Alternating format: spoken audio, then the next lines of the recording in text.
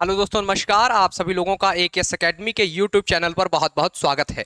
दोस्तों, आज के इस वीडियो में हम लोग भारत में मिट्टियों से संबंधित जो आपके फैक्चुअल डाटा है उसको पढ़ने वाले हैं, या फिर हम कहें कि हम लोगों ने पिछले वीडियो में मैप के माध्यम से समझा था कि आपके जो मिट्टियां हैं भारत की, वो किन किन क्षेत्रों में कौन कौन सी मिट्टी पाई जाती है। जैसे कि जलोढ़ मृदा भारत के किन क्षेत्रों में पाई जाती है, काली मिट्टी किन क्षेत्रों में पाई जाती है, लाल मिट्टी किन क्षेत्रों में पाई जाती है, उनमें क्या खास विशेषताएं होती हैं, उनमें कौन कौन सी फसलों का उत्पादन होता है और उसके कौन कौन से तत्वों की कमी होती है, कौन कौन से तत्व उसमें अधिक मात्रा में पाए जाते हैं। ये तमाम जो महत्वपूर्ण आपके बिंदु थे उनको हम लोगों ने पिछले वीडियो में अच्छे से समझ लिया था। लेकिन मैंने आपको बार बार कहा है कि सिर्फ समझने से काम नहीं चलता। MPPSC प्री उसी का निकलता है जिसके पास फैक्चुअल कंटेंट काफी ज्यादा मात्रा में याद होता है। इसीलिए हमारा जो उद्देश्य है, समझाने के साथ साथ आपको फैक्चुअल डाटा भी याद करवाना है। ठीक, तो आइए हम लोग मिट्टियों से संबंधित या भारत की मिट्टियों से संबंधित सॉइल ऑफ इंडिया से रिलेटेड जो भी आपके फैक्चुअल कंटेंट है, फैक्चुअल जो डाटा है, उसको यहाँ पर कवर करते हैं। उससे पहले आप सभी से रिक्वेस्ट है कि जब हम लोग इतना ज़्यादा मेहनत करते हैं आपके लिए, तो आपका भी दायित्व, आपका भी कर्तव्य बनता है कि आप सभी लोग हमें प्रोत्साहित करने के लिए, मोटिवेट करने के लिए वीडियो को लाइक किया करें और अपने अन्य दोस्तों तक शेयर किया करें। और अगर ज़्यादा ही अच्छा लगे आपको कंटेंट तो आप चैनल को सब्सक्राइब भी कर दिया करें। अब आइए हम वीडियो शुरू करते हैं। तो सबसे पहले यहाँ पर हम पहला पॉइंट देखें तो मिट्टी कैसे बनती है। मिट्टी की एक परिभाषा की अगर हम बात करें या उसके बारे में अगर हम इंट्रो की बात करें नॉर्मल, तो यहाँ पर सैलों के विघटन, सैलों से तात्पर्य है आपकी रॉक, है ना, चट्टाने, तो उनके विघटन यानी कि उनके टूटने से, है ना, चट्टानों के विघटन तथा अपक्षय, ना, चट्टानों के विघटन तथा अपक्षय से उत्पन्न ढीले और असंगठित भू पदार्थों को मृदा कहते हैं। आप समझें कि जैसे कोई यहां पर आपका एक क्या है, ये बड़ा सा चट्टान है। अब इसमें आपके यहां पर इसमें बहुत तेज जो है आपके तो धूप पड़ती है। क्या होता है, ये सन है आपका, तो यहां से इस चट्टान पे बहुत सारी धूप पड़ती है। फिर कुछ समय जैसे जब वर्षा का टाइम होता है तो इसमें आपकी बारिश भी गिरती है ना, बारिश भी होती है। चट्टान जो है धूप सह रहा है, बारिश सह रहा है। ठीक, फिर उसके बाद इसी में काफी लंबे समय बाद जो है आपके बारिश हो गई, धूप हो गई, तो यानी कि ताप और यहाँ पर आपके वर्षा को सहते हुए हर मौसम में, सर्दी गर्मी ठंडी में, ये धीरे धीरे चट्टान जो है टूटने लगती है। और ये चट्टान टूट करके, है ना, ये चट्टान क्या होती है, धीरे धीरे जो है आपके टूटने लगती है। कुछ इस तरह से इसमें जो है आपके दरारें पड़ने लगती हैं चट्टानों में, इस तरह से दरारें पड़ती हैं। और कुछ समय बाद ये चट्टान जो है तो ऐसे छोटे छोटे टुकड़ों में जो है तो आपके टूट करके क्या होती है, एक जगह पर बिखर जाती है। और फिर जैसे इतने बड़े टुकड़ों में ये टूटी है, फिर काफी समय बाद छोटे छोटे टुकड़ों में ये जो है तो टूट जाती है और धीरे धीरे ये मिट्टी का रूप जो है आपके धारण कर लेती है। तो इस तरीके से आपके जो सैलें होती हैं, जो चट्टान है, रॉक्स हैं, वो टूटती हैं, विघटित होती हैं, फिर अपक्षयित होती हैं। उससे जो उत्पन्न ढीले, यानी कि यहाँ पर आपके जैसे पहले ये संगठित, पूरी चट्टान क्या थी, संगठित थी, है ना, अब ये क्या हो गए हैं, यहाँ पर आपके छोटे छोटे टुकड़े बन गए हैं आपके, यानी कि ढीले हो करके। और असंगठित, है ना, असंगठित मतलब जैसे एक यहाँ पर है, जगह खाली है, दूसरा यहाँ पर, तीसरा यहाँ पर, यानी कि ये एक जगह एक साथ नहीं है। असंगठित भू पदार्थों को मृदा कहते हैं। तो आपको ये समझ में आ गया कि ये जो आपके असंगठित तरीके से भूमि पर टुकड़े जो है पत्थरों के हो जाते हैं, तो यहाँ पर जो असंगठित पदार्थ भूमि पर पड़े हुए होते हैं आपके, उनको हम लोग मृदा कहते हैं, उसी को हम लोग मिट्टी कहते हैं। ठीक, मिट्टी के अध्ययन को क्या कहा जाता है, तो जैसे कि हम जिन लोगों ने पता लगाया कि काली मिट्टी में किस किस प्रकार के तत्व होते हैं, काली मिट्टी में कौन कौन से आपकी फसलें उत्पादित होंगी, जलोढ़ मृदा में कौन कौन सी फसलें उत्पादित होंगी, तो किसी न किसी व्यक्ति ने इसका अध्ययन किया होगा। तो उस अध्ययन को क्या कहा जाता है, तो जो लोग इसका अध्ययन करते हैं उसको पेडोलॉजी कहा जाता है। ठीक, क्या कहा जाता है आपके, पेडोलॉजी। जैसे आप लोग बहुत सारा साइंस में ये वर्ड सुनते होंगे, कार्डियोलॉजी, और भी ऐसे ही बहुत सारे वर्ड सुनते होंगे आप। तो इसमें जो मिट्टी के अध्ययन करते हैं उसको बोलते हैं पेडोलॉजी, मृदा विज्ञान। ठीक, फिर उसके बाद नेक्स्ट पॉइंट है प्राकृतिक रूप से उपलब्ध मृदा पर प्रभाव डालने वाले कारक, है ना। प्राकृतिक रूप से मृदा पर कौन कौन से ऐसे फैक्टर हैं जो उसको अफेक्ट करते हैं, उसको प्रभावित करते हैं। तो सबसे पहले होते हैं मूल पदार्थ। मूल पदार्थ से मतलब है यहाँ पर पेरेंटल रॉक, या जिससे भी मिट्टी बनती है, तो मिट्टी तो आपकी रॉक से ही बनती है, तो मूल पदार्थ या फिर यहाँ पर पेरेंटल जो आपके जो भी यहाँ पर आपके पदार्थ होंगे, पेरेंटल जो आपके यहाँ पर मैटर होगा, पदार्थ होगा, तो पेरेंटल जो यहाँ पर इसके आपके मैटर या पदार्थ होते हैं वो मुख्यतः क्या होते हैं, रॉक या चट्टान होते हैं। तो एक तो चट्टान से डिपेंड करता है कि किस तरह की मिट्टी बनेगी, जैसे कि या फिर कई बार चट्टानों के साथ साथ अलग भी यहाँ पर आपके मूल पदार्थ होते हैं। जैसे कि जलोढ़ मिट्टी की बात करें, जलोढ़ मिट्टी में जो है तो नदियों के द्वारा लाए गए अवसादों से बनती है, तो उसका मूल जो आपका पदार्थ हो गया वो तो नदियों के द्वारा लाए गए अवसाद हो गया, ठीक। तो रॉक के अलावा भी आपके मूल पदार्थ यहाँ पर होते हैं। तो सबसे पहले मृदा निर्माण को जो प्रभावित करने वाला कारक होता है वो मूल पदार्थ होता है। अगर जैसे कि अगर हम एक एग्जाम्पल लेता हूँ, ये एक बेसाल्ट चट्टान होगी। कैसी चट्टान है आपके, बेसाल्ट। तो आप लोग बताइए कि बेसाल्ट चट्टान है, अब ये बहुत सारा टूट फूट जाती है, तो यहाँ पर किस तरह की मिट्टी बनेगी, यहाँ पर किस तरह की मिट्टी बनेगी, तो यहाँ पर आपके ब्लैक सॉइल बनेगी। कैसी सॉइल बनेगी, ब्लैक सॉइल बनेगी, ठीक। तो अगर यहाँ पर जो मूल पदार्थ है बेसाल्ट, तो अगर कोई पूछे कि भाई बेसाल्ट से कैसी चट्टानें बनेंगी, सॉरी बेसाल्ट चट्टान से कैसी मिट्टी बनेगी, तो आपको पता होना चाहिए कि यहाँ पर ब्लैक सॉइल बनेगी। ऐसे ही कोई व्यक्ति आपसे पूछे कि नदियों के द्वारा बहुत सारा अवसाद लाया गया है, तो उससे कौन सी मिट्टी बनेगी, तो आप बता देंगे जलोढ़ मिट्टी। तो सबसे पहले जो यहाँ पर इसको अफेक्ट करता है वो होता है मूल पदार्थ, जिससे मिट्टी बनती है। फिर धरातलीय दशा, यानी कि जो आपकी भूमि है, जो आपकी लैंड है, उसकी किस तरीके से वो है, यानी कि प्लेटू है, आपका प्लेन एरिया है या फिर माउंटेन एरिया है, जो आपका धरातलीय दशा होगी वो भी डिसाइड करती है कि मिट्टी किस प्रकार की होगी।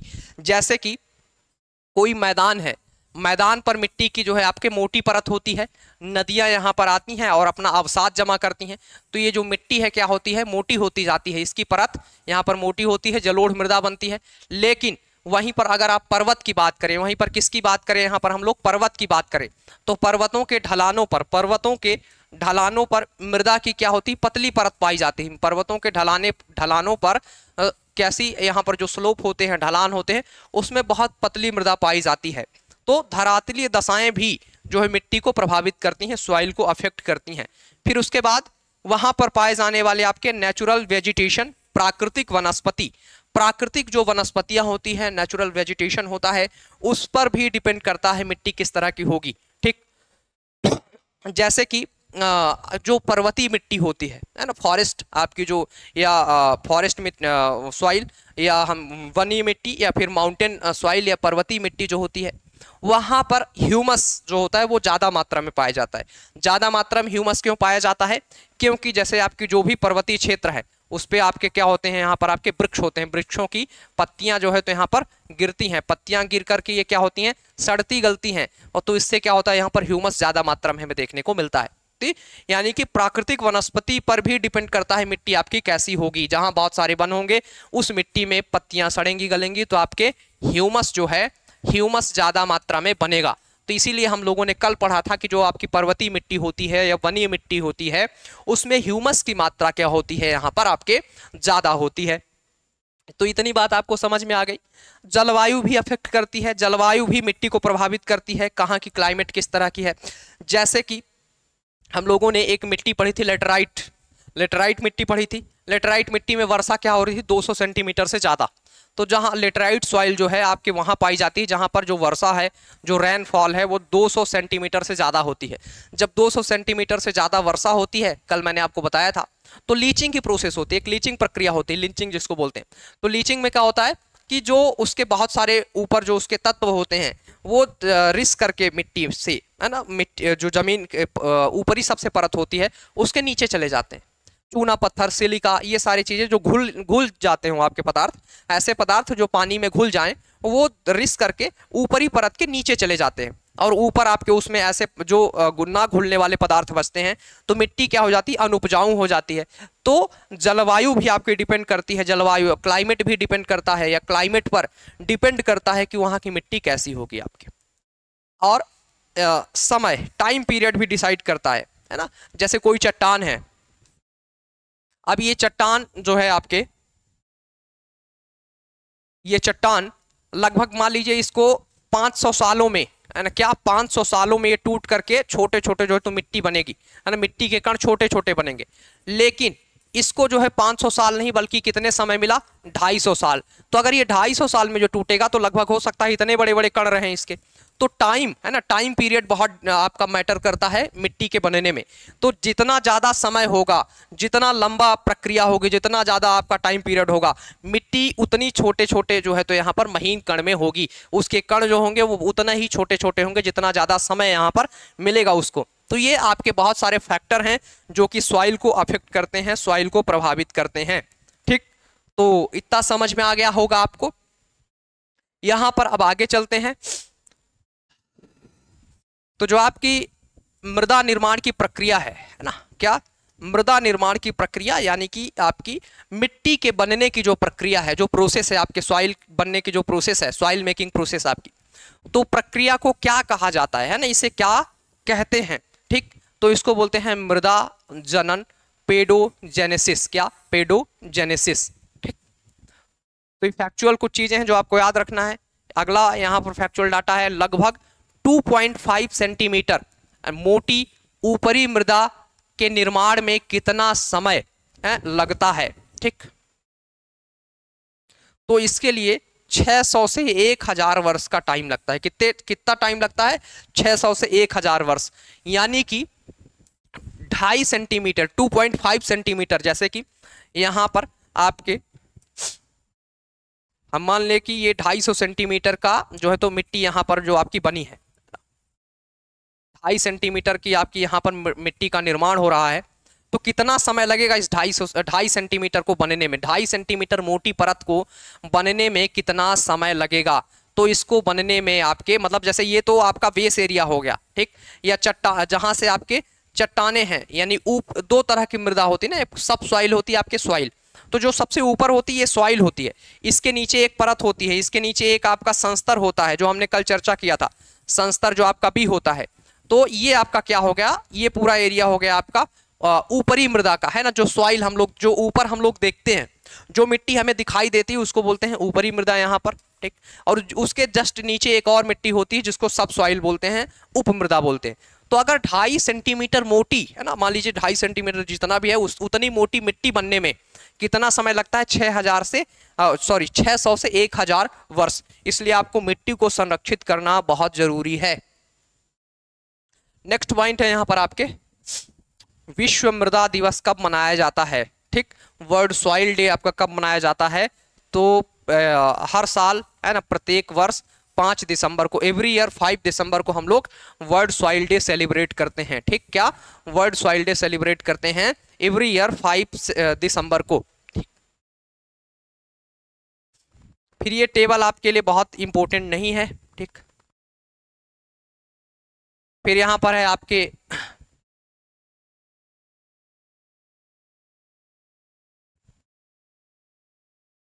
जलोढ़ मृदा का, यहां पर आपको प्रकार दिया हुआ है। क्या दिया हुआ है, जलोढ़ मृदा का प्रकार।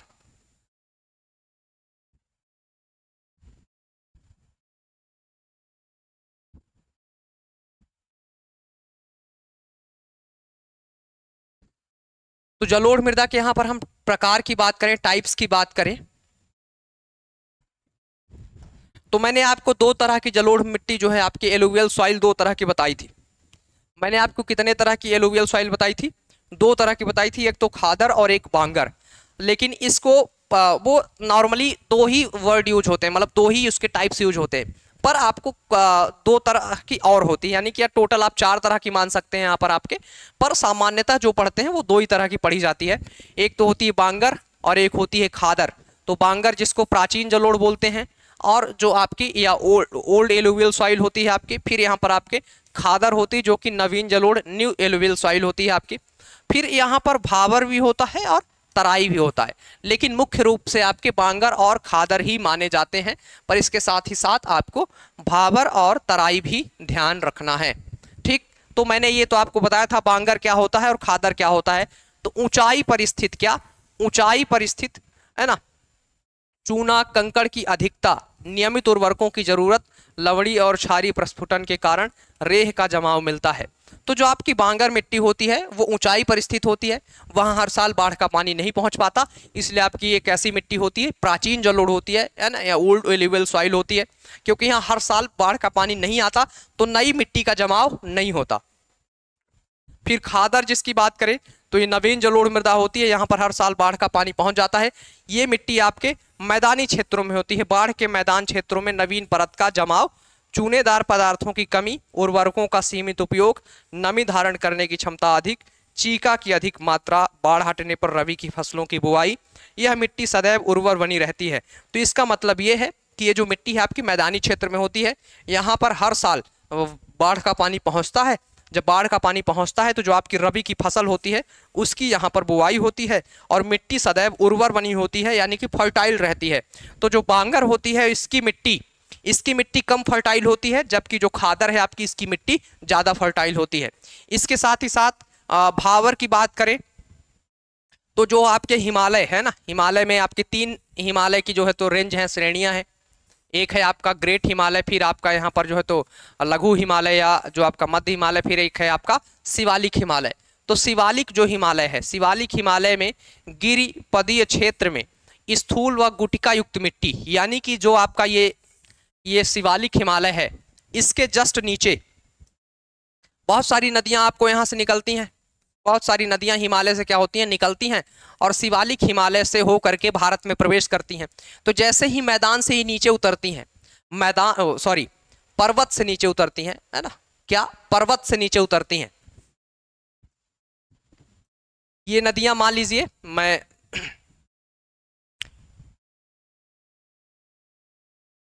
ये कोई पर्वतीय क्षेत्र है,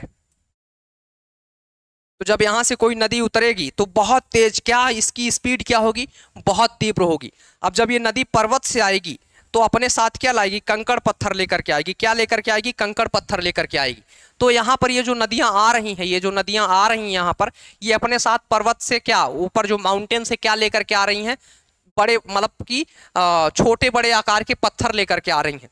और जैसे ही ये शिवालिक हिमालय के जस्ट नीचे पहुंचती हैं, है ना, तो ये इन पत्थरों का, तो आप जैसे ये पर्वत से आ रही हैं, बहुत तेजी से आ रही हैं, लेकिन जैसे ही मैदान में पहुंचेंगी इसकी जो, जैसे यहाँ से बहुत तेजी से आ रही है क्योंकि इसको स्लोप बहुत मिला हुआ है। अब यहाँ पर ये मैदान आ गया तो अब ये नदी ऐसे ऐसे प्रवाहित होगी। पहले क्या था, सीधा इस तरह से प्रवाहित हो रही थी, यानी कि काफी तेजी से स्लोप में प्रवाहित हो रही थी। अब जो है तो इसकी स्पीड थोड़ा धीरे हो जाएगी, तो ये अपने साथ जो भी कंकड़ पत्थर लेकर के आ रही थी उसको अब ये धीरे धीरे छोड़ने लगेगी। अब इसको धीरे धीरे क्या करने की नदी ये जमाने लगेगी, ये नदी यहीं पर छोड़ती हुई आगे बढ़ेगी। तो इसी तरीके से जब ये नदियां शिवालिक हिमालय से नीचे आती हैं तो बहुत सारा यहाँ पर कंकड़ पत्थर का जमाव करती हैं। क्या करती हैं, बहुत सारे पत्थर के बड़े बड़े टुकड़ों का जमाव करती हैं, बड़े बड़े टुकड़ों का जमाव करती हैं।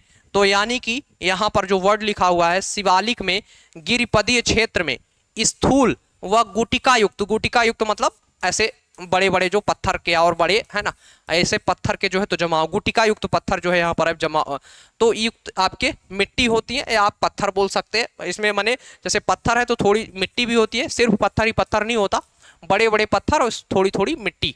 तो इस तरीके से ये शिवालिक के जस्ट नीचे उतरते ही नदियां आपका निर्माण करती हैं, जिसको हम लोग भावर का मैदान बोलते हैं, प्लेन ऑफ भावर या भावर का मैदान। ठीक, उसी के बाद यहाँ पर आपके एक होता है तराई, एक वर्ड होता है आपका, एक और भाग होता है तराई। ये हम लोगों ने जब उत्तर का मैदान पढ़ रहे थे तब ये वाला हमने पढ़ा था वहां पर अच्छे से। फिर उसके बाद तराई होता है आपका, तराई क्षेत्र होता है। भावर के दक्षिण में दलदली व गाद युक्त मिट्टी होती है आपके। तो जैसा कि मैंने बताया कि आपका शिवालिक मालीज रेंज है और शिवालिक रेंज के जस्ट नीचे आपका जो क्षेत्र पड़ता है उसको बोलते हैं भावर। ठीक, और इसके ही साउथ में, इसके साउथ में एक और आपका मैदानी क्षेत्र आपको मिलेगा, इसके यानी भावर के साउथ में एक और मैदानी क्षेत्र मिलेगा जिसको तराई बोलते हैं। तो यहां पर जो मिट्टी थी वो कुछ इस तरह की थी, कुछ इस तरह की मिट्टी यहां पर हमें देखने को मिलती है। लेकिन जैसे ही आप तराई वाले मैदान में आएंगे यहां पर आपको मिट्टी जो है तो मिट्टी ही मिट्टी होगी, और वो मिट्टी कैसी होगी आपकी, यहाँ पर मिट्टी भरी होगी आपके। लेकिन मिट्टी कैसी होगी, दलदली होगी। कैसी होगी, यहाँ पर आपकी मिट्टी दलदली होगी और गाद युक्त मिट्टी होगी आपके। तो ये भी आपके किस में आते हैं, तो ये अभी आपके जलोढ़ मृदा के प्रकार में या जलोढ़ मिट्टी के प्रकार में माने जाते हैं आपके। ठीक,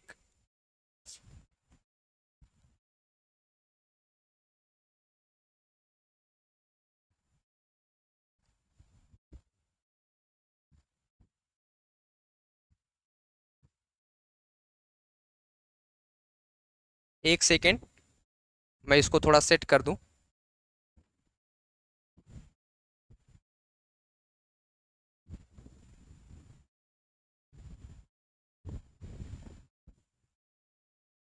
अब हम लोग बात करते हैं जलोढ़ मिट्टी की। हम लोग किसकी बात करेंगे, जलोढ़ मिट्टी की, एलुवियल सॉइल की। तो भारत में सर्वाधिक विस्तृत क्षेत्र पर पाई जाने वाली कौन सी मिट्टी है, तो जलोढ़ मिट्टी है। हमने पिछले लेक्चर में चर्चा किया था कि ये भारत के सब सर्वाधिक क्षेत्रफल पर पाई जाती है। ठीक, सर्वाधिक क्षेत्रफल पर क्या है, ये मिट्टी आपकी पाई जाती है। और भारत में जलोढ़ मिट्टी का विस्तार क्षेत्र कहाँ कहाँ है, यानी किन किन क्षेत्रों में मिट्टी आपकी फैली हुई है, इसका जो है एक्सटेंट एरिया कहाँ कहाँ पर है, विस्तृत क्षेत्र कौन सा है। तो सतलज नदी से पूर्व में ब्रह्मपुत्र नदी घाटी है ना, जो आपकी ब्रह्मपुत्र रिवर वैली है उसमें, इसके अतिरिक्त इसके साथ ही साथ नर्मदा घाटी या Narmada river valley, Tapti river valley, Mahanadi river valley, Godavari river valley, Krishna river valley, Kaveri नदी घाटी या फिर रिवर वैली एवं केरल के तटवर्ती भाग में। कुल मिलाकर आप ऐसा समझो, जहां जहां पर नदी है उसके आसपास जो है आपको जलोढ़ मिट्टी, एलुवियल सॉइल देखने को मिलेगी। क्योंकि इसका जो निर्माण है, इसका जो फॉर्मेशन है वो नदियों के द्वारा ही होता है। तो नदियां जहां जहां पर होंगी वहां वहां पर जलोढ़ मिट्टी बनाएंगे ही, इसमें कोई शक की बात ही नहीं इसमें, है ना। तो जहां जहां नदी होंगी वहां वहां आपके जलोढ़ मिट्टी का निर्माण होगा। पर हम अगर, है ना, सबको छोड़ते हुए बड़े स्तर पर बात करें, ठीक, तो बड़े स्तर पर अगर हम बात करें तो गंगा का मैदान, यानी गंगा और उसकी सहायक नदियां, गंगा और उसकी सहायक नदियों के द्वारा बनाया गया जो प्लेन है पूरा, जिसको आपका नॉर्दर्न ग्रेट प्लेन या उत्तर भारत का विशाल मैदान कहते हैं, उसमें ब्रह्मपुत्रा और उसकी सहायक नदियां, ब्रह्मपुत्रा और उसकी जो भी ट्रिब्यूटरीज हैं उसके द्वारा असम और उसके आसपास बनाया गया जो पूरा प्लेन एरिया है, उनको हम जलोढ़ मिट्टी वाला क्षेत्र मानते हैं। तो आपके सतलज नदी यानी कि आपका जो हिमाचल और पंजाब वाला क्षेत्र है, वहां से लेकर के असम तक, है ना, वहां से लेकर के असम तक जो है आपको पूरा जो क्षेत्र है वो जलोढ़ मिट्टी का है। फिर पूरा आपका, अगर हम ये तो इस तरह से देखा हम लोगों ने, यहाँ पर आपके मान लीजिए पंजाब से यहाँ पर आपके असम तक, ठीक, और फिर नीचे अगर आप आ जाएं तो पूरा उत्तर प्रदेश और बिहार, पूरा उत्तर प्रदेश बिहार, थोड़ा सा आपके बंगाल का पार्ट है इसमें, है ना, और जो भारत का ये आपका ईस्टर्न और वेस्टर्न घाट का, ईस्टर्न घाट का ईस्टर्न पार्ट, वेस्टर्न घाट का वेस्टर्न पार्ट, यहाँ पर भी जलोढ़ मिट्टी आपके एलुवियल सॉइल पाई जाती है। क्योंकि बहुत सारी नदियाँ आपको यहाँ पर इस तरफ आते हुए दिखाई देती हैं, कुछ नदियाँ आपको इस तरफ आते हुए दिखाई देती हैं। तो जब नदियाँ जिधर भी आपकी जाएंगी एलुवियल सॉइल वाला क्षेत्र तो बनाएंगी ही, वहाँ पर एलुवियल मिट्टी आपकी बनाएंगी। तो इन क्षेत्रों में भी हमें जो है जलोढ़ मिट्टी देखने को मिलती है। ठीक, फिर यहाँ पर शिवालिक के दक्षिण भाग के क्षेत्र को क्या कहा जाता है, तो शिवालिक जो आपका माउंटेन रेंज है, हिमालय का जो सबसे नीचे वाला पार्ट है, भाग है, उसको भाबर एवं तराई कहा जाता है। मैंने आपको बताया था कि भाई ये मान लीजिए आपकी ये यहाँ पर हिमालय का या शिवालिक हिमालय की रेंज है, यहाँ पर इसके नीचे हमें जो है तो एक मैदान देखने को मिलता है जिसको भाबर बोलते हैं। फिर इसके नीचे एक और मैदान देखने को मिलता है जिसको हम लोग तराई बोलते हैं। ठीक, भाबर और फिर उसके बाद आपका तराई मैदान है। फिर इसके नीचे और भी हैं आपके खादर और बांगर भी हैं। ठीक, फिर यहाँ पर नेक्स्ट पॉइंट है करेवा मिट्टी कहाँ पाई जाती है। मोस्ट इंपोर्टेंट फैक्ट है ये आपके एमपीपीएससी प्री के लिए कि करेवा जो आपकी सॉइल है वो कहाँ पाई जाती है, तो कश्मीर में पीर पंजाल जो आपकी रेंज है, कश्मीर में, जम्मू कश्मीर में आपकी जो पीर पंजाल रेंज है हिमालय की, उसके पास में जो मिट्टी है उसको हम लोग करेवा मिट्टी बोलते हैं। फिर नेक्स्ट पॉइंट है करेवा मिट्टी किस प्रकार की फसल के लिए जानी जाती है, यानी कि जो आपकी करेवा सॉइल या मिट्टी है उसमें कौन कौन सी जो है आपके क्रॉप या हम फसल यहाँ पर बोई जाती है। तो केसर की खेती के लिए, केसर की खेती के लिए, कृषि के लिए, है ना, इसके साथ ही साथ या इसके अतिरिक्त बादाम के लिए और सेब एवं अन्य नकदी फसलों की खेती होती है यहाँ पर आपके। ठीक, बहुत सारी आपके कमर्शियल क्रॉप्स होते हैं, फसलें होती हैं। इसके अलावा यहाँ पर आपकी केसर के लिए ये महत्वपूर्ण है, आपके बादाम और सेब का भी यहाँ पर आपके उत्पादन होता है। तो आपको याद रखना है, ध्यान रखना है कि आपके जो केसर की खेती के लिए कौन सी मिट्टी फेमस है, तो करेवा मिट्टी फेमस है आपकी। नेक्स्ट पॉइंट है जलोढ़ मिट्टी की प्रमुख फसलें कौन कौन सी हैं। जलोढ़ मिट्टी की अगर हम प्रमुख फसलों की बात करें तो उसमें आपके चावल होता है, गेहूं होता है, गन्ना होता है और जूट होता है। ये फसल है इसमें मुख्य रूप से। बाकी जलोढ़ मिट्टी में हर तरह की फसलें होती हैं आपकी। ठीक, और कौन से, मक्का, तिल, जौ, फल, साग, सब्जियां, है ना। तो मैंने कहा कि ये तो है ही है, इसके साथ साथ बहुत सारी फसलें इसमें उत्पादित होती है, क्योंकि यहाँ पर ये मिट्टी उपजाऊ है, फर्टाइल है। तो फर्टाइल मिट्टी में तो हर तरह की चीजें जो है आपकी उत्पादित होती ही हैं। ठीक, यहाँ पर है आपके फलीदार फसलों की खेती से जलोढ़ मिट्टी में तेजी से नाइट्रोजन का स्थिरीकरण होता है। ठीक, तो फलीदार जो फसलें होती हैं आपकी, अगर उनका हम रोपण करें, उनको हम खेतों में लगाएं, तो उससे मिट्टी में, जलोढ़ मिट्टी में किसका स्थिरीकरण होगा, नाइट्रोजन का स्थिरीकरण होगा। यानी कि उस मिट्टी में आपके नाइट्रोजन जो है तो आपके इस पौधों के, फलीदार पौधों के द्वारा नाइट्रोजन उस मिट्टी में जो है तो लाया जाएगा, स्थिरीकरण उसको उसमें जमा किया जाएगा। ठीक, गंगा के मैदान की पुरानी कछारी मिट्टी कहलाती है। गंगा के आसपास, मैंने वही चीज है आपके, जलोढ़ मिट्टी दो तरह की होती है, एक बांगर और एक खादर। तो जो पुरानी जलोढ़ मिट्टी होती है उसको बांगर बोलते हैं आपके। ठीक, तो यहाँ पूछा रहा है गंगा के मैदान की पुरानी कछारी मिट्टी। ठीक, मैंने आपको बताया भी था कि जो जलोढ़ मिट्टी होती है उसको कछारी मिट्टी बोलते हैं, दोमट मिट्टी बोलते हैं। तो गंगा के पुरानी कछारी मिट्टी क्या कहलाती है, तो बांगर कहलाती है। क्या कहलाती है, बांगर कहलाती है। ठीक, भारत में सबसे अधिक उपजाऊ मृदा कौन सी है, सबसे ज्यादा फर्टाइल मिट्टी भारत में कौन सी है, तो वो है आपकी एलुवियल सॉइल, जलोढ़ मिट्टी सबसे ज्यादा फर्टाइल मानी जाती है। फिर नेक्स्ट है गंगा के मैदानी भागों में नवीन जलोढ़ मृदा अथवा खादर मिट्टी की गहराई कितनी तक होती है, तो 200 मीटर तक। कितनी होती है आपके, 200 मीटर तक इसकी जो है तो गहराई होती है। कितनी होती है, 200 मीटर तक गहराई होती है। यानी कि आप 200 मीटर तक यहाँ पर खने, अगर आपको खने नीचे जमीन के अंदर 200 मीटर तक आप जाएं तो आपको यहाँ पर खादर मिट्टी देखने को मिलेगी, क्योंकि नदियां वहां पर आदि काल से, बहुत लंबे समय से, है ना, लगातार मिट्टी का जमाव करती जा रही। तो मिट्टी धीरे धीरे उसकी जो जमाव है वहां परत जो है बढ़ती जा रही। आज वहां पर लगभग 2000 मीटर तक गहराई तक वहां पर आपको जो है तो जलोढ़ मिट्टी या हम कहें खादर मिट्टी का जमाव हमें देखने को मिलेगा, क्योंकि गंगा और उसके अन्य पहले, है ना, बहुत सारी नदियां जो हैं आपके वहां पर मिट्टी का जमाव करती आ रही हैं। तो बार बार हर साल बाढ़ का पानी आ रहा है, मिट्टी जम रही है, तो वो क्या होगा, धीरे धीरे उसकी थिकनेस जो है, मोटाई जो है बढ़ती जाएगी, और आज लगभग 2000 मीटर हो गई है। ठीक, फिर यहाँ पर आपके लिए बहुत इंपॉर्टेंट पॉइंट नहीं है जो ब्रैकेट में लिखा हुआ है। यहाँ पर आप नेक्स्ट यहाँ पर पॉइंट की बात करें तो ये है आपका परिवहन कारक, ट्रांसपोर्टिंग एजेंसी के आधार पर जलोढ़ के कितने अविभाग किए जा सकते हैं, यानी कितने भागों में बांटा जा सकता है, किसके आधार पर, परिवहन कारक या फिर ट्रांसपोर्टिंग एजेंसी के तहत।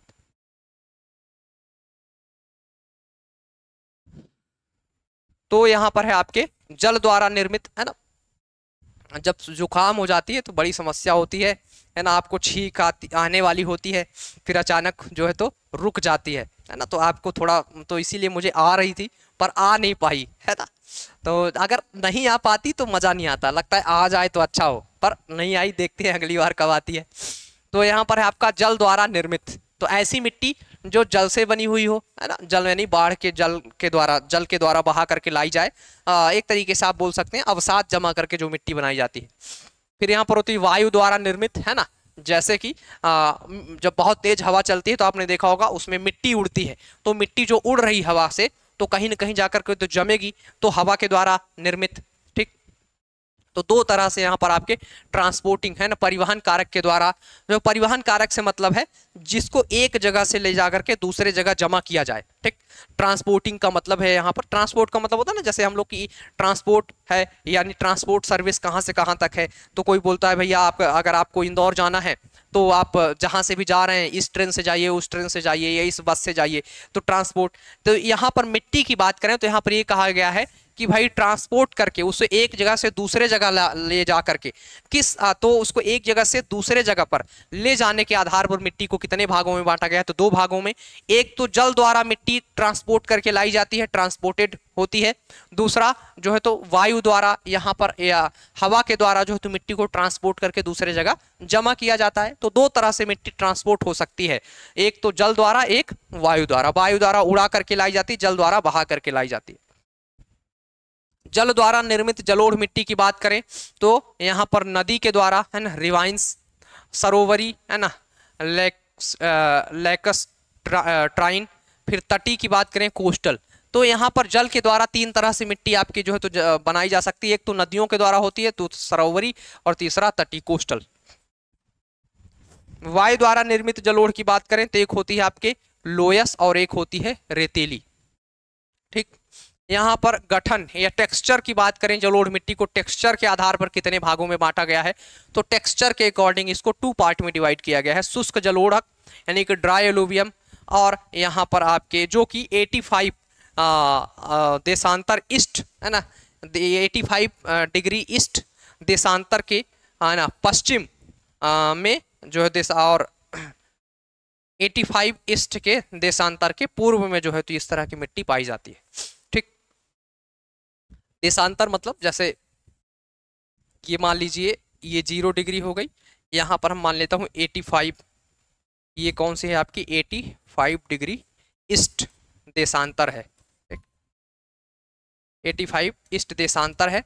तो इधर और इधर यानी कि पश्चिम में और पूर्व में, तो 85 जो है आपके देशांतर उसके पूर्व में और उसके पश्चिम में ये जो मिट्टी है शुष्क जलोढ़क मिट्टी हमें देखने को मिलती है। और फिर दूसरी होती है आपके आर्द्र जलोढ़क मिट्टी। तो जो आपकी आर्द्र जलोढ़क मिट्टी होती है वो पूर्व में है, और जो आपकी शुष्क जलोढ़क मिट्टी है, ड्राई एलुवियम है, वो आपकी किधर होती है, तो वो आपके जो है यहाँ पर आपके पश्चिम में होती है। तो ये पूर्व है और ये पश्चिम है आपका। इधर कौन सी मिट्टी होगी आपके पूर्व में, कौन सी मिट्टी होगी, आर्द्र जलोढ़क, ठीक। आर्द्र जलोढ़क वेट एलुवियम, तो ये आपके पूर्व में ईस्ट में होगी। और वहीं पर 85 डिग्री ईस्ट देशांतर की बात करें तो उसके पश्चिम में किस तरह की मिट्टी होगी, उसके वेस्ट में किस तरह की मिट्टी होगी, तो शुष्क जलोढ़क होगी, ठीक।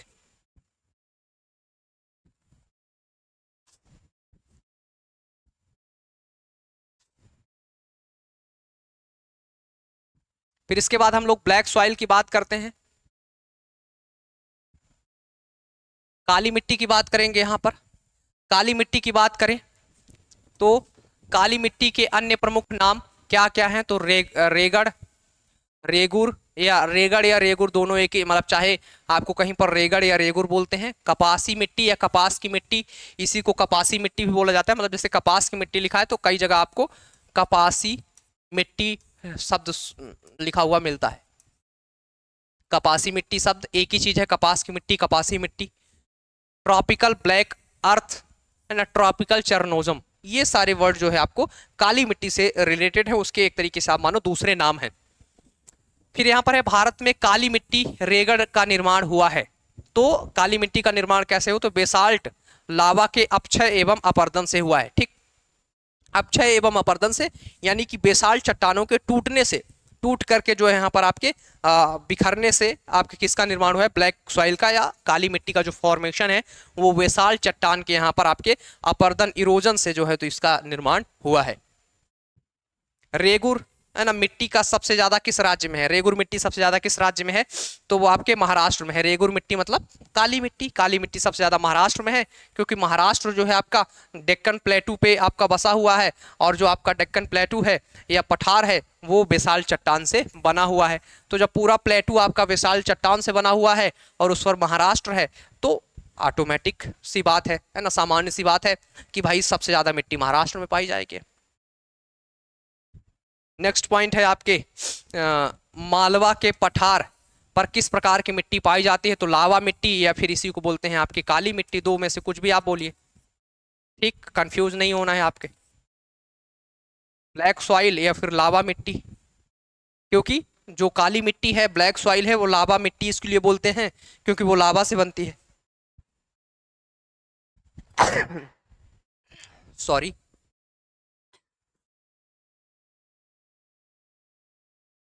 मालवा पठार की प्रमुख मिट्टी तो काली मिट्टी, ठीक।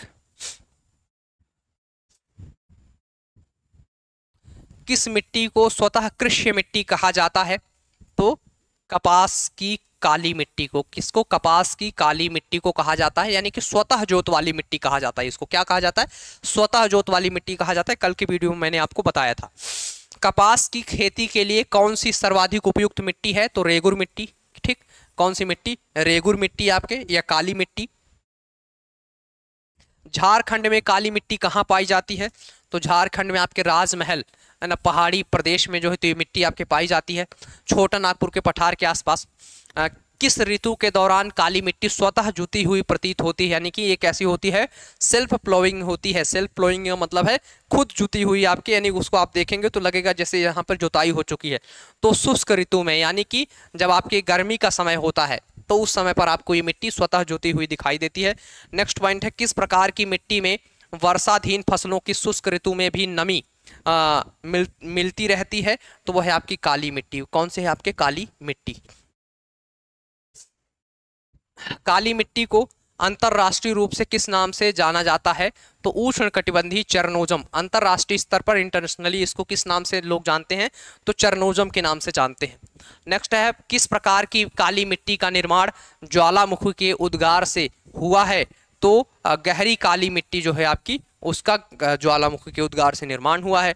किस मिट्टी में केशिका यानी कैपिलरी सबसे अधिक प्रभावशाली होती है? तो वो आपकी चिकनी मिट्टी, ये ठीक, चिकनी मिट्टी में कैपिलरी या केशिका तो सबसे ज्यादा पाया जाता है, ठीक। नेक्स्ट पॉइंट है आपका, किस प्रकार की काली मिट्टी का निर्माण दक्षिण के बेसाल्ट ट्रैपों से हुआ है?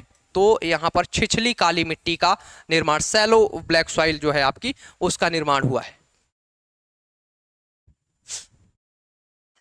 जो आपकी मध्यम है ना, मध्यम काली मिट्टी है यानी मीडियम ब्लैक सॉइल है, तो उसका निर्माण किन चट्टानों से है? कौन से रॉक से हुआ? तो बेसाल्ट, सिस्ट, ग्रेनाइट और नीस। इससे आपके जो इनके टूटने फूटने से जो है आपके किस तरह की मिट्टी बनी है?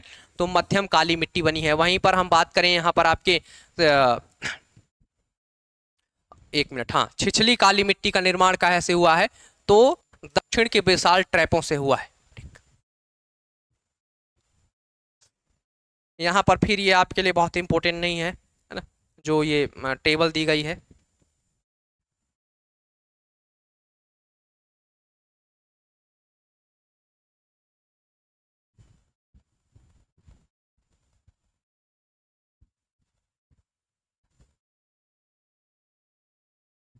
यहाँ पर अगले पॉइंट की बात करें हम लोग,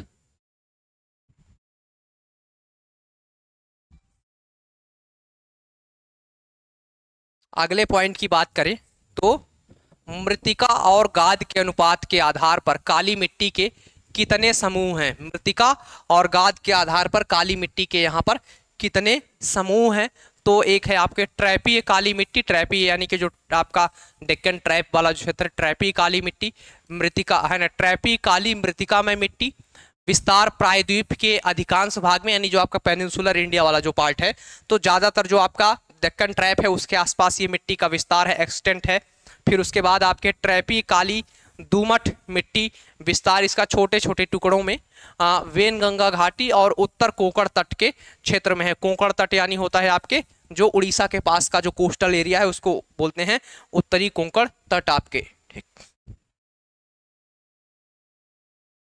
यहाँ पर भारतीय मिट्टी को एक नज़र में देखा गया है, तो हम लोग जब पूरी मिट्टी अलग से पढ़ रहे हैं तो एक नज़र में देखने की ज़रूरत नहीं है, हम लोग बार बार देखेंगे, है ना। तो एक नज़र क्या देखें, हम तो कई बार है ना कई नज़रों में देखेंगे, तो इसलिए एक नज़र में हम लोग ना देख करके कई सारे नज़रों में देख लेते हैं। तो यहाँ पर है आपके लाल मिट्टी की बात करते हैं अब, रेड सॉइल की। किसकी बात करेंगे? लाल मिट्टी, रेड सॉइल की बात कर लेते हैं।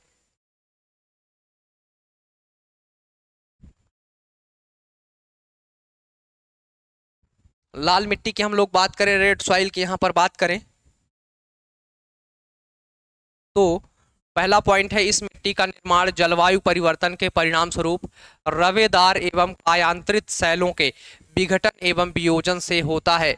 फेरिक ऑक्साइड की उपस्थिति के कारण इसका रंग लाल होता है। तो इसका जो कलर है जो रेड क्यों होता है, क्योंकि इसमें एक तत्व पाया जाता है फेरिक ऑक्साइड। क्या पाया जाता है? फेरिक ऑक्साइड, जिसके कारण इसका रंग जो है लाल होता है।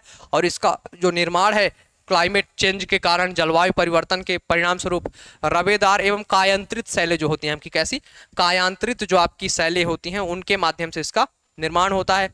लेकिन जल योजित रूप में यह पीली दिखाई देती हैं। लेकिन जब इसमें पानी मिल जाए तो ये मिट्टी कैसे दिखाई देती है? आपकी येलो या पीली कलर की दिखाई देती है। फिर है, देश का दूसरा प्रमुख मृदा समूह कौन सा है? यानी कि देश में दूसरे नंबर पे कौन सी मिट्टी पाई जाती है? तो वो आपकी रेड सॉइल या लाल मिट्टी यहाँ पर जो है तो पाई जाती है। दूसरे नंबर पर देश में किस मिट्टी का ज़्यादा विस्तार है? किस मिट्टी का एक्सटेंट एरिया सेकंड नंबर पे है, सेकंड लार्जेस्ट है? तो वो है आपकी रेड सॉइल या लाल मिट्टी। भारत के कुछ भागों में यात्रा करते हुए आप देखेंगे कि कहीं कहीं लाल मिट्टी पाई जाती है। मिट्टी के इस रंग का प्रमुख कारण क्या है? ऊपर हम लोगों ने पढ़ा है फेरिक ऑक्साइड की उपस्थिति। अभी ऊपर ही पहली लाइन में पढ़ा था, फेरिक ऑक्साइड के कारण मिट्टी क्या होती है? लाल होती है आपकी। अगला पॉइंट है, लाल मिट्टी क्षेत्र की उच्च भूमियों पर किसकी खेती के लिए बेहतर स्थितियां होती हैं? तो आलू की खेती और बाजरा और मूंगफली की खेती के लिए यहाँ पर अच्छी स्थिति होती है। नेक्स्ट पॉइंट है, लाल मिट्टी क्षेत्र लाल मिट्टी क्षेत्र की निम्न भूमियों पर किसकी खेती के लिए बेहतर स्थिति होती है? तो अगर यहाँ पर निम्न भूमि मतलब ढलान वाली, यानी जो नीचे का क्षेत्र है, जैसे पर्वतीय क्षेत्रों में आलू की खेती और बाजरा की खेती हो गई। उच्च भूमि जो ऊंचाई वाली भूमि है ना, जैसे पठारी पर्वतीय क्षेत्र हो गए आपके। फिर यहाँ पर निम्न भूमि यानी कि मैदानी क्षेत्रों की बात करें तो चावल, रागी, तंबाकू, सब्जी, इनकी खेती यहाँ पर हो जाती है आपके। फिर है आपके अगला पॉइंट, प्रायद्वीपीय भारत के अधिकांश क्षेत्रों में लाल मिट्टी के विकास होने के कारण इसे किस नाम से जाना जाता है? तो मंडलीय मृदा के नाम से जाना जाता है। ठीक, प्रायद्वीपीय भारत के अधिकांश क्षेत्रों में लाल मिट्टी के विकास होने के कारण इसे किस नाम से जाना जाता है? तो मंडलीय मृदा के नाम से, मंडलीय मिट्टी के नाम से जाना जाता है। कहाँ पर? प्रायद्वीपीय भारत के अधिकांश क्षेत्रों में विकसित होने के कारण।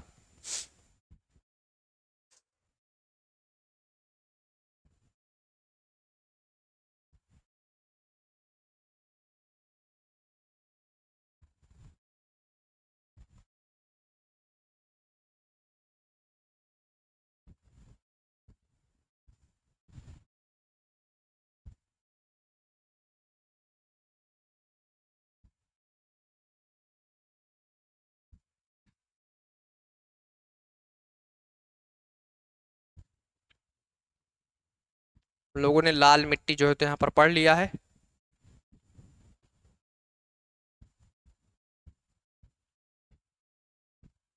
लाल मिट्टी से रिलेटेड कुछ और आपके फैक्चुअल डाटा है यहाँ पर अगर हम देखें तो, हाँ, भारतीय मिट्टी अनुसंधान परिषद ICAR जो है आपका, है ना, Indian council for agriculture research, उसने लाल मिट्टी को कितने उप विभागों में विभाजित किया है? यानी कि इन्होंने कितने भागों में इसको क्लासिफाइड किया है, वर्गीकृत किया है? तो लाल मिट्टी, लाल बजरी युक्त मिट्टी, बजरी युक्त यानी कि उसमें छोटे ऐसे कई बड़े कण वाले जो है तो वहाँ पर आपके छोटे पत्थर। फिर लाल और पीली मिट्टी, यानी कि कहीं कहीं आपको लाल और पीली मिट्टी देखने को मिलती है। लाल और काली मिट्टी के क्षेत्र जो है तो हमें कहीं कहीं देखने को मिलते हैं। तो इतने उन्होंने जो है तो ICAR ने इसको 4 पार्ट में डिवाइड किया है, 4 पार्ट में क्लासिफाइड किया है। यहाँ पर ये आपके लिए, है ना, दिमाग पर बस फालतू का जो है तो फैक्चुअल डाटा आ जाएगा तो आपका दबाव बढ़ेगा। इससे अच्छा है कि उसको हम ना पढ़ें। ठीक, यहाँ पर नेक्स्ट पॉइंट है, छत्तीसगढ़ के अधिकांश भागों में कौन सी मिट्टी पाई जाती है? छत्तीसगढ़ के अधिकांश भागों में कौन सी मिट्टी आपके पाई जाती है? तो अगर हम बात करें यहाँ पर अधिकांश कौन सी मिट्टी पाई जाती है, तो वो मिट्टी है आपके लाल मिट्टी। कौन सी मिट्टी है? लाल मिट्टी। इसीलिए यहाँ पर चावल की खेती ज़्यादा होती है। छत्तीसगढ़ में चावल की खेती का क्षेत्र ज़्यादा मात्रा में है, क्योंकि लाल मिट्टी में ही चावल की खेती आपके होती है। नेक्स्ट पॉइंट है, दंडकारण्य क्षेत्र में मुख्यतः कौन सी मिट्टी पाई जाती है? तो लाल और पीली मिट्टी। दंडकारण्य का जो आपका पठार है उसमें कौन सी मिट्टियां पाई जाती हैं? तो आपके लाल और पीली मिट्टी। दंडकारण्य का पठार छत्तीसगढ़, उड़ीसा, आंध्र प्रदेश के कुछ क्षेत्रों में, तेलंगाना कुछ क्षेत्रों में फैला हुआ है। काफी बड़ा जो है आपका प्लेटू है दंडकारण्य का पठार या दंडकारण्य प्लेटू आपका बहुत बड़ा है। ठीक, उत्तर प्रदेश में लाल मिट्टी का क्षेत्र है तो बांदा और हमीरपुर का जो आप बांदा और हमीरपुर जो डिस्ट्रिक्ट है आपके, यहाँ पर रेड मिट्टी है, रेड सॉइल जो है हमें देखने को मिलती है। उत्तर प्रदेश में लाल मिट्टी कितने नामों से जानी जाती है, यानी कौन कौन से नाम है उत्तर प्रदेश में? तो उत्तर प्रदेश में इसके जो है तो नामों की बात करें तो एक है आपके पडुआ या परवा मिट्टी। ठीक, एक इसका नाम क्या है यहाँ पर, पडुआ या परवा मिट्टी। ठीक, दूसरा है राकर मिट्टी। राकर में भी दो हैं, मोटी राकर और पतली राकर। ये वहां का क्षेत्रीय है ना, रीजनल जो है नाम है इसके, रीजनल जो यहाँ पर हम कहें इसका नेम है, उन्होंने अपने आधार पे रखा है। हर जगह जो है तो कई मिट्टियों के अलग अलग जो है तो रीजनल नेम होते हैं, तो ये आपके वहां के स्थानीय नाम है, उत्तर प्रदेश में बोला जाता है।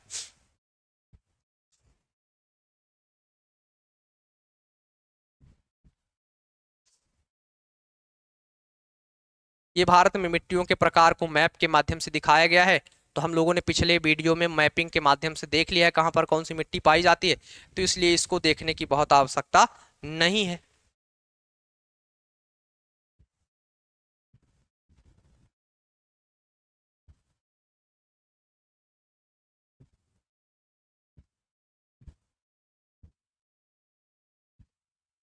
अब यहाँ पर हम बात करें, सामान्य तौर पर राकर मिट्टी या राकर मृदा कृषि हेतु उपयुक्त नहीं होती है, किंतु कुछ क्षेत्रों में उर्वरकों के प्रयोग से चने और तिल आदि की कृषि हो रही है। तो अभी हमने देखा था ना कि उत्तर प्रदेश में कौन सी मिट्टी पाई जाती है, आपकी राकर मिट्टी।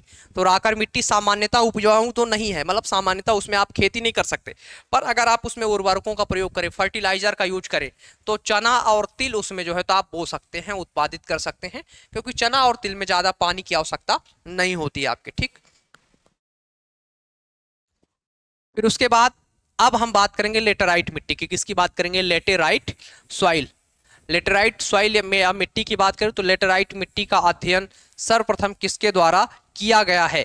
तो बुकानन एक है ना, तो मृदा वैज्ञानिक थे या ना पेडोलॉजिस्ट थे आपके, तो एफ बुकानन के द्वारा 905 एडी में जो है तो आपके यहाँ पर मिट्टी का जो है तो क्या किया गया, यहाँ पर आपके अध्ययन किया गया सर्वप्रथम, है ना। किसके द्वारा किया गया? तो मिट्टी के द्वारा किया गया।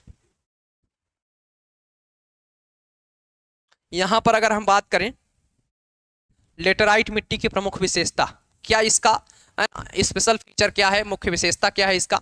तो भीगने पर यह मिट्टी मक्खन की भांति मुलायम, परंतु सूखने पर काफी कड़ी और ढेलेदार हो जाती है।